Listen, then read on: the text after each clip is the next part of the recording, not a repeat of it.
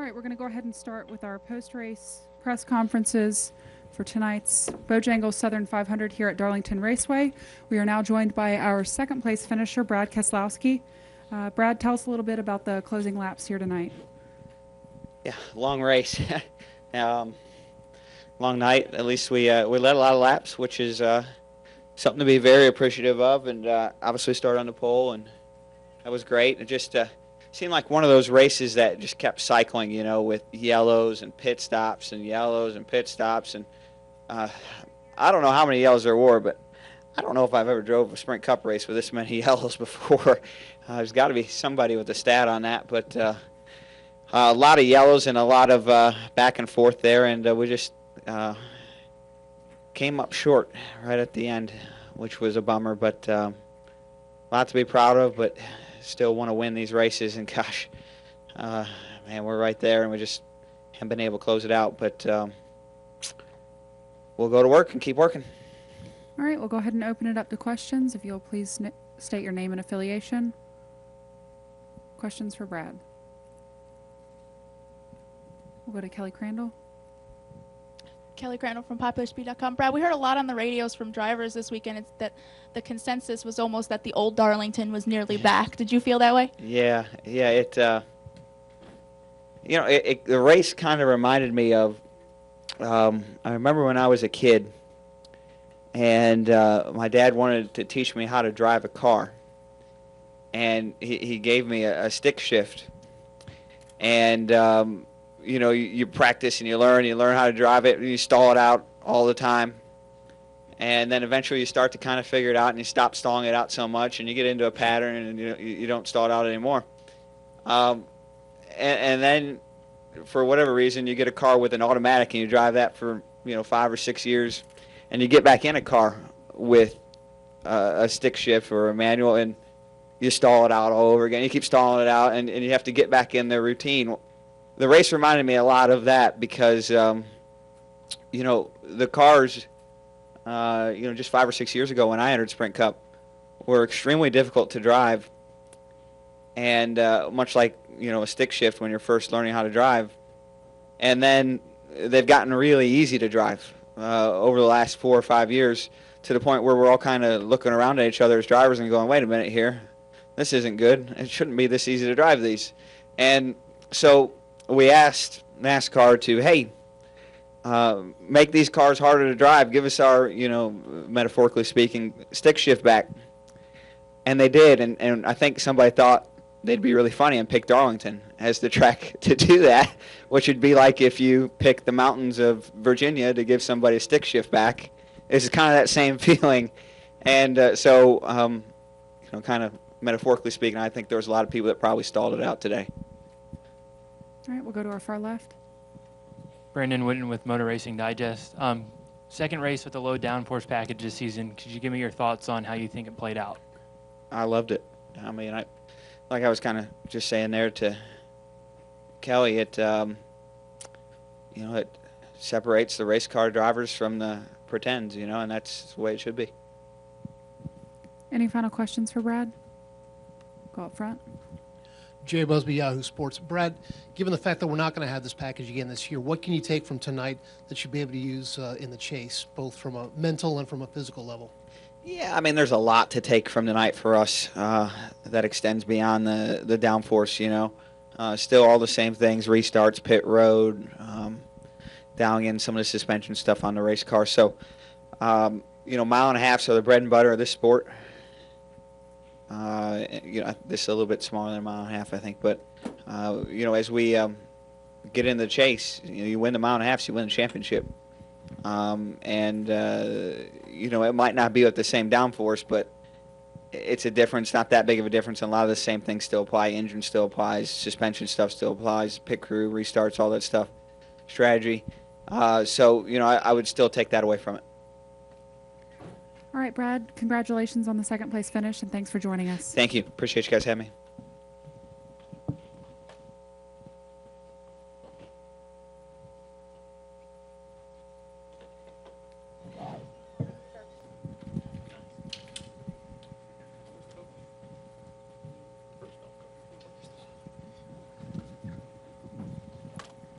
All right, we'll go ahead and continue on with our post-race availability for tonight's Bojangles Southern 500. We are now joined by our race winner, Carl Edwards, and our race-winning crew chief, Darian Grubb. This is Carl's second win of the 2015 season. It is also the 75th NASCAR Sprint Cup Series win for Toyota. Carl, an exciting finish to tonight's race. Tell us about those closing laps holding off Denny and Brad. Oh, we are going to... Here he comes. Take your time, Coach. They said, go ahead. Don't wait on me. All right. Well, I feel like my pit crew ought to be sitting up here doing interviews. I mean, they won that race for us. It was just amazing to come down third and to go out leading the race. Darian, all the guys, nobody gave up tonight. We were 2 laps down, and we fought back hard. It's a huge win for us. I mean, Southern 500, it's obviously, I mean, one of the most sought-after wins in the world of motorsports. But tonight we had Bob Stancione and his family from Eris here. They took a huge chance coming on board, starting this 4th team, really made all this possible, and it's really cool to be in victory lane with them. All right, and Darian, as Carl alluded to, critical pit stop for the team with 12 laps to go. Tell us about the team effort in getting Carl off pit road in first. They just did an incredible job all night. The whole Eris Toyota team, from Joe Gibbs Racing, and everything that they've done all year, they've been phenomenal. And at least tonight we were able to show off a little bit and put him out there in the lead and have a chance to win. We've had some really good runs this year, and they've been able to knock it out of the park when it mattered. And that still wasn't their best stop of the night. They had, I think it was 6 stops that were under 11 seconds. It was an incredible night. All right, we're also joined by our race-winning team owner, Joe Gibbs. Joe, tell us a little bit about the team's performance tonight and momentum heading into the chase in just 2 weeks. Well, I think first of all, to come to Darlington, this is really the heart of racing country, and it's a thrill for us to come here. We love this race. It's extremely hard to win. I think we've had like 19 pit stops, fighting all night long. And if you drew this one up tonight, I don't think you could draw up a bigger victory for us. We mentioned, Carl did, that we have Bob Stangione and all the Eris people. For them to come on board this year and sponsor all the way across the board, including our Cup deal, is a huge deal for us. It's big for the Eris companies. That was a big deal. Toyota, to be able to get them the 75th win for them. They're a great partner for us, great support. And then for everybody, I reflect on everybody back home, all the people at the shop that have worked so hard. JD and the team back there, I mentioned JD and our front office. And Todd Meredith deserves a lot of the credit here. Todd rarely doesn't come around to a lot of our celebrations, but he really runs all of our operations that have to do with racing. He's really the racing guy. And it's a big deal for us. You got to have a great crew chief like Darian. I don't think anybody calls the race better than Darian. I mean, he just has a knack for it. He's won a championship, obviously, doing that. And it was big tonight. And then the pit crew, just like Carl said. And then you got to have somebody who can really drive a race car. So a thrill for us. And really, if you drew it up, you couldn't draw up a more exciting deal for us, everybody at Joe Gibbs Racing. All right, we'll go ahead and open it up to questions. Please state your name and affiliation. Bob Pockers, ESPN. Joe, Kyle clinched a spot, guaranteeing himself a spot in the top 30. Just how big an accomplishment is that, especially when you look back not to May, but even to mid-June after Michigan? Yeah, I think that's also a great sports story. I think everything that happened to us there at Daytona, and then for him to bounce back in 11 weeks. And I felt like the odds were against us. And for him to be able to pull this off and come back, win 4 times, and get back in the chase tonight. They had a great game plan, Adam and Kyle. They talked all night about the game plan, what they wanted to do. And first up was to make sure that they had enough points tonight that they didn't have to worry next week. And so that was a big deal for them. And so it was great for Kyle, and obviously it was great for everybody else over here at the 19 car and Carl. All right, we'll go to Jeff Gluck and then head up to the press box. Jeff Gluck from USA Today. Hi, Carl. Obviously, most people know how you feel about the low downforce package. At this point, do you feel that there's enough people in the industry, fans, in the garage that agree with you to make it a reality for next year? Well, I hope that. I mean, I'm a pretty, I kind of shoot for the moon kind of guy, and I hope that race like tonight makes them think about the idea of running this even in the chase. I mean, everybody's developed this package. I believe it's pretty obvious that it races really well, and it's really fun to do, and it's fun to watch. But even if we don't, I hope next year they really consider going farther this direction. When you watch David Pearson's car run around here the other day, and you go back and watch some of those old races, we weren't racing aerodynamic devices. And I really think tonight, I mean, for me as a race car driver, that's the stuff I dream about. 25 laps to go, Southern 500, I'm racing with two champions. We're swapping the lead back and forth, and I think you're able to do that because there's less aerodynamic influence and the tires fall off, and it's really fun. So I really applaud NASCAR for running that package here. I think it's really cool that they're able to go that direction or willing to. I just hope they keep going more. We'll go up to the press box. Reed Spencer with the NASCAR Wire Service. Congratulations, guys. For Carl, you've been close here. You've talked about the importance of this race. Did this settle a score for you or check the box, particularly based on 2011? I don't know. I feel like every race is different, and I never feel like a place owes me anything. I mean, I feel like it's an honor to drive here. Tonight just was really special for a number of reasons. Not just because it's a Southern 500, but because of how well my crew worked on pit road, how well Darian called the race. We came back. We didn't quit. All of the people, like Coach said, from Eris. I mean, this whole deal, this fourth team, a lot of people really had a lot of faith in me and Coach and Darian to come on board and do this. And so a win like this is really special, especially leading into the chase. I mean, this is what we needed. We just needed a shot in the arm and needed to have a good night like this. So just all over, it's cool. But yeah, I hope I never forget those last 25 laps. That was really fun, and the restart was fun. But truly racing with Brad and Kevin was a blast. I had a really good time. We'll stay up in the press box. Carl, Jason Beck with the fourthturn.com. You won the Coke 600, and tonight was obviously the longest race time-wise of the season. What is it about these long-distance races that kind of suits your style so well? Well, Darian won us the Coke 600 with an amazing, pit call. I mean, he just did a great job. But I do like the longer races. I think, growing up, it was so cool to me that NASCAR raced these long events, these tough races, and I really enjoy them. I've got a great team from CTS with Dean Golich as a trainer, and Rob Hewlett, the guys at Hewlett House Gym. They helped me a ton to try to stay in physical shape. Darian does a really good job of trying to keep me calm. Before the race, we talked about our strategy for the race. I mean, it's fun. These things are like a big adventure. I mean, you go out there and you race for 3 or 4 hours and you try not to tear anything up. And it was so cool tonight to be able to come back from 2 laps down. I mean, that's really fun to be able to be a part of something like that. Final question in the press box, and then we'll come down to Matt Weaver. Tony Bullock with the Courier Tribune. This for Darian. Darian, could you talk about when you guys got caught 2 laps down, how you thought through the process and how you just sort of probably rallied the troops together to get a game plan to try to get Carl back on the lead lap, and how you guys just reacted to that tonight?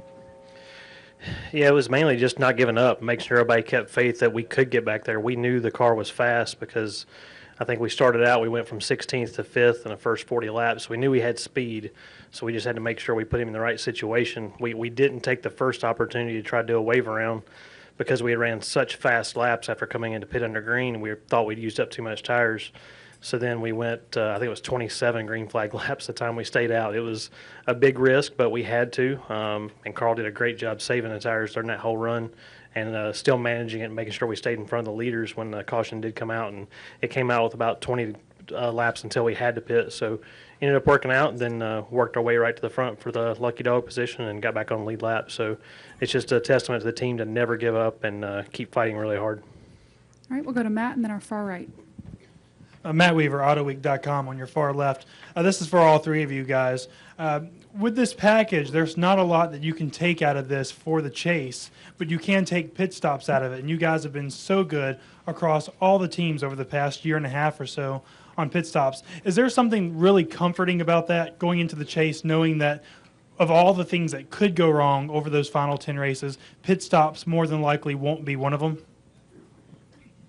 Yeah, I give a call out to Todd Meredith, and we have 3 guys assigned to our pit crew. Todd leads the group over there, and the wild thing about this is a first-year group right here for the 4th car that Todd put together, and Mike Lepp is in that group too, and they just do a great job. And we spend a lot of time on it.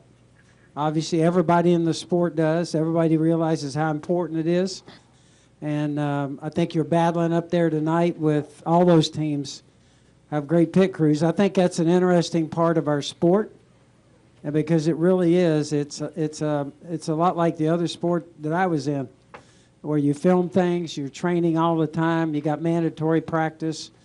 And so I think it's become a huge part of this sport. I think it's fun, and I think the fans, too, like it. I mean, you come on pit road, you don't know what's going to happen. I think that's a great part of our racing, because on a pit stop, a lot of things can happen. There can be penalties. You can have guys great stops like we had tonight, and, it's the thrill of victory and agony of defeat when you come on pit road. So I think it's a big deal. Yeah, and I'd second all that, and I just have to say it really is cool. Tonight really felt like it used every part of our team. I got to drive the car real hard. Darian had to make tough decisions. The pit crew had to perform, and it was truly, really fun night from a team aspect. Does that take pressure off you as a driver in the chase, knowing that those guys are going to pick you up? Yeah, I mean, I can tell you it's a lot easier to pass guys on pit road for me than it is to pass them on the racetrack. So I'm really proud of my guys. But just like Coach said, it's an interesting part of the sport because, man, you're just on that knife edge. I mean, to perform that fast, my guys are just letting it all hang out, and they're able to do that. So I'm really happy to be involved with them, to be a team on the same team as them. Carl, Mark Arrow, PRN. You just spoke about how exciting and fun it was to race with a couple of, former champions. Do you feel that emotion in the car, or is that something afterwards you can go, hey, that was fun, or do you actually feel some of those emotions while you're in the heat of battle? I probably have a little bit too much fun sometimes out there. I really do enjoy it while I'm racing, and it is fun. I mean, it was fun to just dig down and, to try to catch those guys and to battle them, and then, watching those guys battle, it's like, man, I hope they really get into it so I can catch them again. And I mean, it's fun. It's what I live for. It's so neat with all the things going on in my world and everything happening. It's so cool to just be sitting in that car and not think about anything but those 2 pedals and that steering wheel and just trying to get those guys. I mean, it's just pure fun. Any final questions? We'll come up front, and then we'll start with Dustin and then come up front. Dustin Long of NBC Sports. Carl, one driver out there kind of described these cars that had become idiot-proof in a sense with the packages over the year. With what you experienced here, with what you experienced at Kentucky, can you give a sense of how much, in what more ways is your talent having to come out? Are you being challenged as a driver, and what that's going to mean for next year, and what kind of a driver, I know you're focused on this year, but what kind of a driver you'll have to be next year when this package is most likely put in place in a lot more races? I really think we're at a bigger crossroads than most people realize. I think this is an opportunity for the sport to go one of 2 directions. They can go the direction of making the sport competitive because the cars are easy to drive and everyone's car is about the same, and we can basically have Talladega every week. Or they can go the direction of making the cars extremely hard to drive and showing the massive talent of the drivers, the crew chiefs, and the pit crews. And I hope that they take the latter. I hope they really keep going this direction. If you think about tonight in Kentucky, it's really a step back to 2010 or 11 as far as aero influence on the cars. And to me, when I watch these tapes from the 60s and 70s, especially here, I think, man, how awesome could this racing be right now with it as competitive as it is? Everyone has the same information. Everyone has the same tools. And to really put it back in the driver's hands, I think it would change the sport in a huge way, in a great way. And I think it'd be a lot of fun. So hopefully they continue this direction. So how would you have to change as a driver for next year if this package is in half or 2/3 of races? Obviously, it'll probably be a factor in the chase next year. Yeah, I mean, if we keep going this direction and taking the downforce away and taking the aero influence away, I mean, you're going to have to step up your game as a driver. You really have to. You got to dig deep. You got to manage the tires. You've got to work better with your crew chief. I mean, it makes it a lot of fun. And that's the stuff that, to me, that stock car racing is about. That's what NASCAR is about. And I truly applaud NASCAR for running this package and trying this and doing it. And hopefully they like it as much as we do. Reggie Anderson at WLTX TV. Carl, you've got a guy, your crew chief has obviously won a cup title before. As you get ready for the chase, yeah, what kind of comfort level is that? He tied for a win, okay? I got the ring. Yeah. I know. That's all I got. What was the... No, I mean, here's the deal. Darian is a championship crew chief. I've worked against him. I've worked, I've raced against him, and I've worked with him. And it's like Coach said, there is nobody that calls a better race than Darian Grubb. That's it. And we just got to go dig deep and give each other 100% and go get a championship together. That would be so cool, especially after what he did to me in 2011. It would mean a lot to win a championship with him. All right, we'll finish up with Mike Neff. Mike Neff from FrontStretch.com. This is for Darian. You're known for taking chances from time to time. Caution flag flies with 11 laps to go, so you know the restart's going to be under 10. Was there the remotest thought of doing a two-tire stop on that last stop? No, absolutely not. We had one set of stickers left there in the pit stall just based on the way we had played the race. And we knew at that point we had to have a fighting chance with 4 tires just to make sure we can give him a shot. And I think everybody on pit road knew it. That was a long enough green flag run before that you had to have the tires. All right, thank you for joining us, and congratulations on the win tonight.